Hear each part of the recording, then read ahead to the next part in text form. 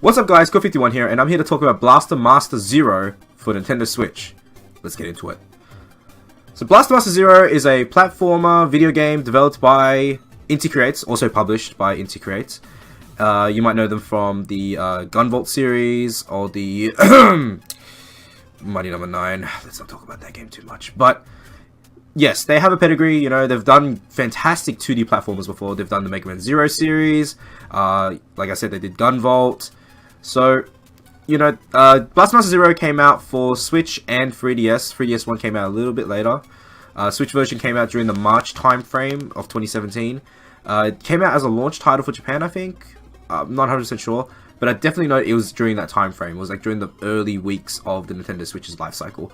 And you know, if you don't know, this game is a enhanced remake of Sunsoft's Blaster Master for the NES, or Nintendo Entertainment System, whatever you like.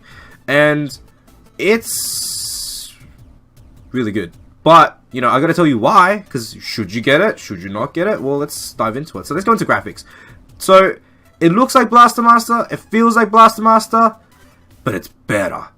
It's a better Blaster Master. I mean, you got purists that would say, oh, but it doesn't feel the same. You know, this game, I've seen Blaster Master so many times. Like, I've seen speed runs of it. I've seen it.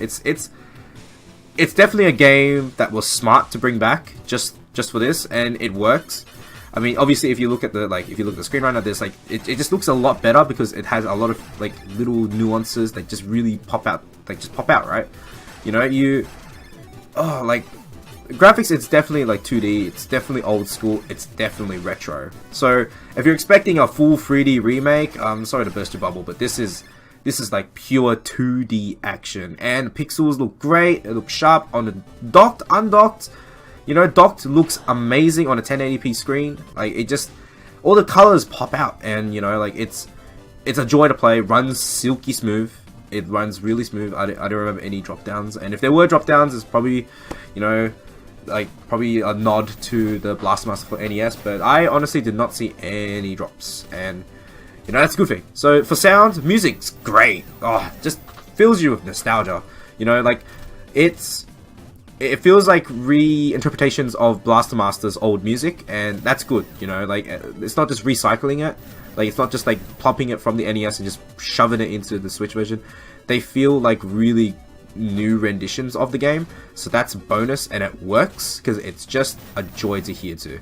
And you know, it gets you pumped. You know, it gets your energy going, and that's what you want for a game. You want a game to really pump you, and it's a great soundtrack. You know, it's got great iconic tunes that you'll probably like just remember. Once the moment when it starts, you just know it. And you know, so let's get into gameplay. Gameplay, it's pretty unique 2D platform affair. You've got two modes. You've got the Sophia tank mode, which is your, like, you know, the ground combat sort of thing, where you got a cannon, you can aim diagonally. Stuff they added was that you can hold a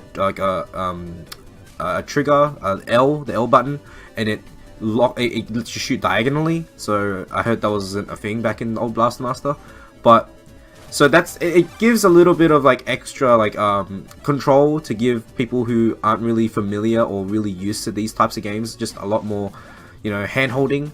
And you know, it's up to you whether to use that thing. Like, you don't have to use it. It's just for people who aren't really good with these games. And then you've got the Jason, or like, because your name is Jason on foot missions, which either can take place in the map world or inside these what I call little dungeons. It's just, you know, it's just you as Jason walking around. It's not isometric, it's top down view, and you're pretty much shooting things at like a full 8-degree axis, and it's good. You know, you can change your weapon, you can get you pretty much are rewarded for not being hit, because you get stronger weapons by not being hit and picking up these power-ups that power up your gun. And you know, it's good. Like, you know, you find like these are scattered everywhere, so you kind of you find them, and then there's always a reward at the end. You know, there's always something. It's like a health pack or an actual new ability or something very useful like a map. So very cool gameplay wise. It's, you know, it's a great 2D platformer, and it just works, and it's fun. Story wise, so you've got a little boy, or a little man, I'd like to think, Jason Frudnik. I know these names. Young Genus, God, I'm not playing Symphonia.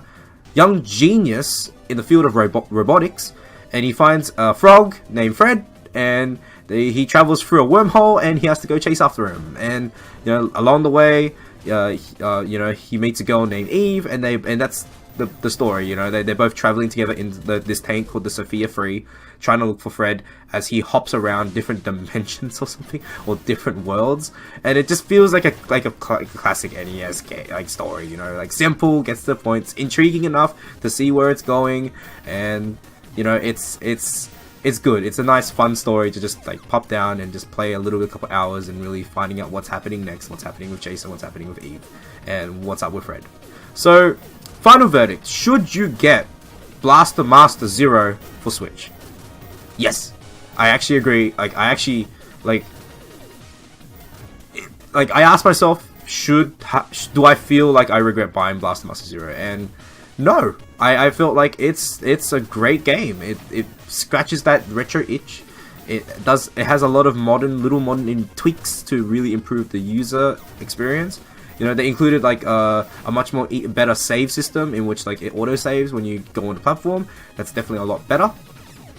And you know, it just works, and like the art's a lot more anime, which is good. You know, it appeals to a more wider audience, and it's fun.